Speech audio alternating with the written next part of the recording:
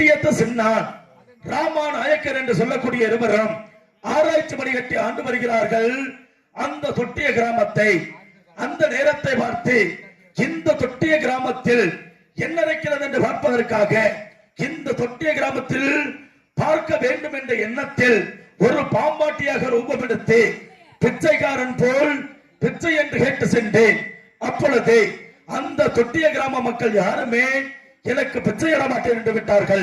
பிச்சையிடாத காரணத்தினால் மலையாள தேசத்தின் முழுவதுமாக பாம்புகளை ஏவிவிட்டேன். பாம்புகள் புரண்டோட மக்கள் எல்லாம் ஆடி அலறி ஓடிக்கொண்டு மணிமுடி சூட்டப்பட்ட மன்னன் தொட்டியத்த சின்னானத்தை தெரிவித்து விட்டார்கள்.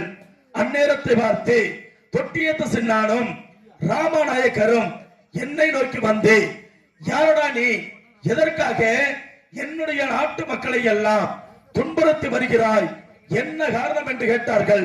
நான் தெரிவித்தேன், உன்னுடைய நாட்டு மக்கள் பிச்சை என்று கேட்டால் பிச்சையிடுவது வழக்கம். பிச்சையிடாத காரணத்தினால் உன்னுடைய மலையாள தேசத்தில் முழுவதுமே பாம்புகளை ஏவிவிட காரணம் என்று தெரிவித்த போது இன்னவர்கள் எல்லாம் கூறுகிறார்கள், மோடியிலே அவ்வளவு பெரிய வித்தைக்காரனாக இருந்தால் நான் ஒரு மோடி இடுகின்றேன். இந்த மோடியிலே நீ வெற்றி அடைந்தால் இன்றிலிருந்து நான் உனக்கு அடிமை, இல்லை என்றால் நீ எனக்கு அடிமையாக வேண்டும் என்று தெரிவிக்கின்றான். தொட்டியத்த சின்னான் சரி என்று ஒப்புக்கொண்டு நான் ஒரு புறம் நிற்க, தொட்டியத்த சின்னான் ஒரு புறம் மகன் என்று முதல் மோடி ஏவினான். முதல் மோடியில தோற்றுவிட்டேன். இரண்டாவது மோடி ஏவினான். இரண்டாவது மோடியிலும் தோற்றுவிட்டேன்.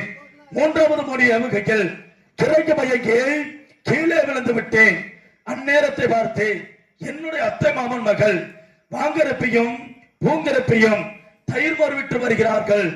என்னை பார்த்தவுடன் நம்முடைய அத்தை மகன் காத்தவராய சாமி இப்படி மயங்கி கிடக்கிறதே என்று பாலும் தயிருமாக கொடுத்திருக்கிறார்கள்.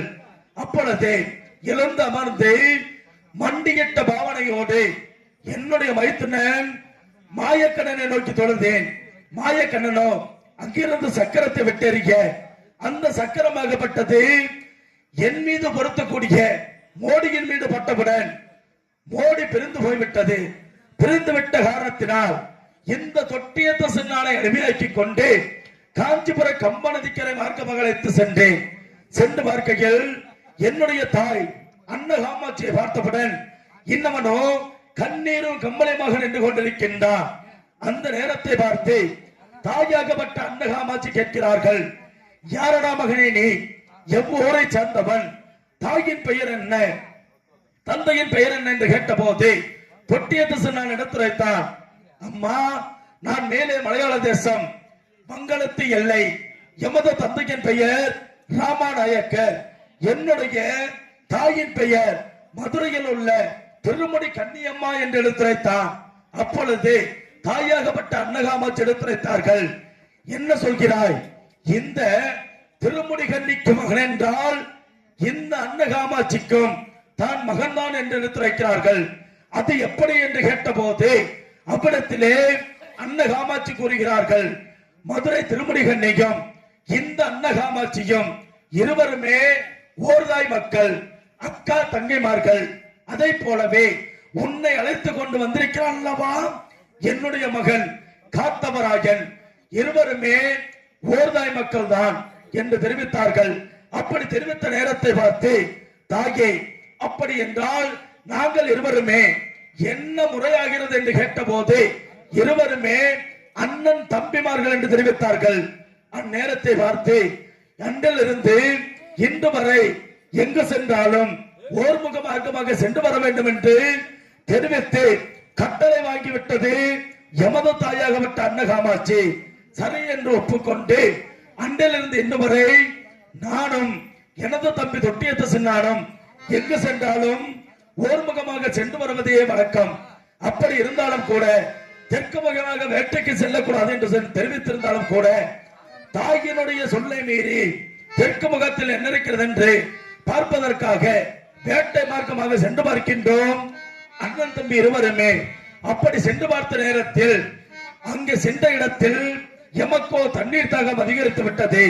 தண்ணீர் தாகம் அதிகரித்து விட்ட காரணத்தினால் உடனடியாக என் தம்பி அழைத்து, தம்பி சென்று எனக்கு தண்ணீர் தாகம் அதிகமாக இருக்கிறது, எங்காவது சென்று தண்ணீர் கொண்டு வர வேண்டும் என்று கேட்டபோது எமது தம்பி அருகாமையில் ஓடிக்கொண்டிருந்த மஞ்சளாற்றிலே சென்று நீரெடுத்து வந்து என்னிடத்தில் கொடுத்து இதை அருந்துங்கள் அண்ணா என்று சொன்னார்.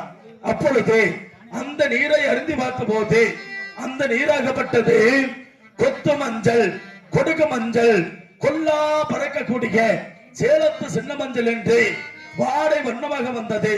இந்த நீராகப்பட்டது எங்கிருந்து வருகிறது தம்பி என்று கேட்ட போது எமது தம்பி தொட்டியத்து சின்னானோ கையில இருக்கக்கூடிய வெற்றிலை எடுத்து அஞ்சரம் மையை போட்டு என்னிடத்தை தெரிவித்தான். அந்த நீராகப்பட்டது எங்கிருந்து வருகிறது என்று என் தம்பியிடத்தில் கேட்ட போது இதோ இந்த வெற்றிலையை பாருங்கள் அண்ணா என்று சொன்னான். அந்த வெற்றிலையை நான் ஏறிட்டு பார்க்கையில் அந்த நீராகப்பட்டது எங்கிருந்து வருகிறது என்றால் புத்தூர் அகரகாரம், புதுச்சேரி நற்பேட்டை, ஆரியப்பன் ராசன் கோட்டைக்கு நடுவிலாக 7 திரை கட்டி ஒரு பெண்பால் குளிக்கக்கூடிய நீராகப்பட்டது இவ்வளவு வாடை வண்ணமாக வருகிறது அண்ணா என்று தெரிவித்தான். அப்படி இருந்தாலும் ஒரு பெண் குளிக்கக்கூடிய நீராகப்பட்டது இவ்வளவு வாடை வண்ணமாக வருகிறது என்றால் அந்த பெண்ணை நான் பார்த்து வர வேண்டும் தம்பி என்று கேட்டபோது இப்படி சென்றால் அந்த பெண்ணை பார்க்க முடியாது அண்ணா என்று தெரிவிக்கின்றான்.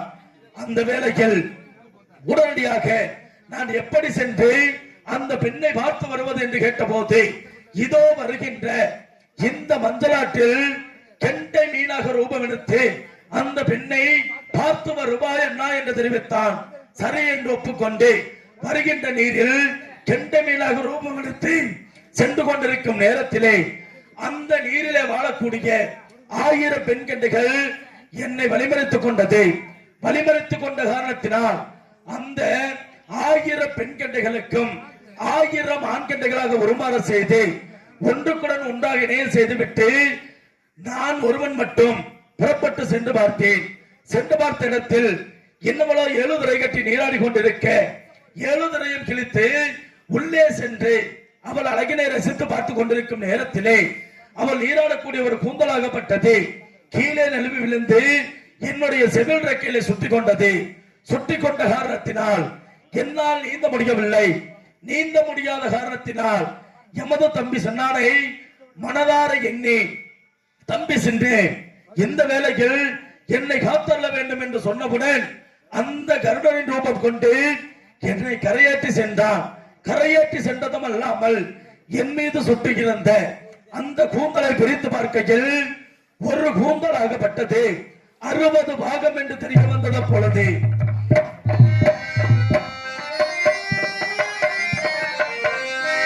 ஒரு கூந்தலாகப்பட்டது 60 பாகம் என்று தெரிய வந்தது. இருந்தாலும் மயிரோ இவ்வளகு என்றால் அந்த மங்கையானவள் எவ்வளகாக இருப்பாள்? கூந்தலோ இவ்வளகு என்றால் இந்த கொடி இடையானவள் எவ்வளவாக இருப்பாள் என்று அன்று வைத்த ஆரியமாலா பெண்ணின் மீது ஆசையை. இருந்தாலும் இந்த வெள்ளிக்கிழமை தூரமாக தாயாகப்பட்ட அன்னகாமாட்சிக்கு காலை மாலை உச்சி என்று 3 பூஜையும் செய்து முடிக்க வேண்டும். ஆகையினாலே என் தம்பி அழைத்துக் கொண்டு புறப்பட வேண்டும் காஞ்சிபுர கம்பனதி கரையை நோக்கி. பார்க்கிறேன் என் தம்பியை.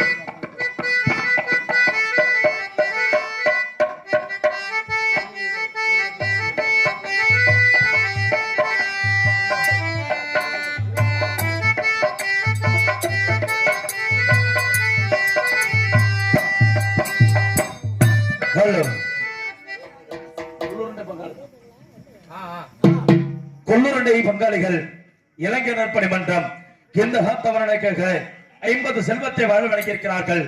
குடும்பமாகப்பட்டது இந்த பங்காளிகளாக சேர்ந்து இந்த அருள் அளித்துக் கொண்டிருக்கிற மதுர வீரன் ஊஞ்சமரத்தான்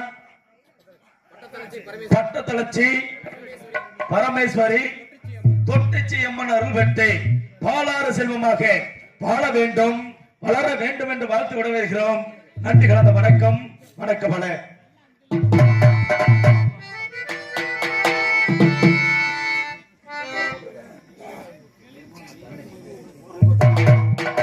ஆகையினாலே என் தம்பி அழைத்துக் கொண்டு புறப்படுகின்றேன். தம்பி வருவதை அனைவரும் எதிர்பார்க்க வேண்டாமாக இருக்க வேண்டும். பார்க்கிறேன் தம்பியே.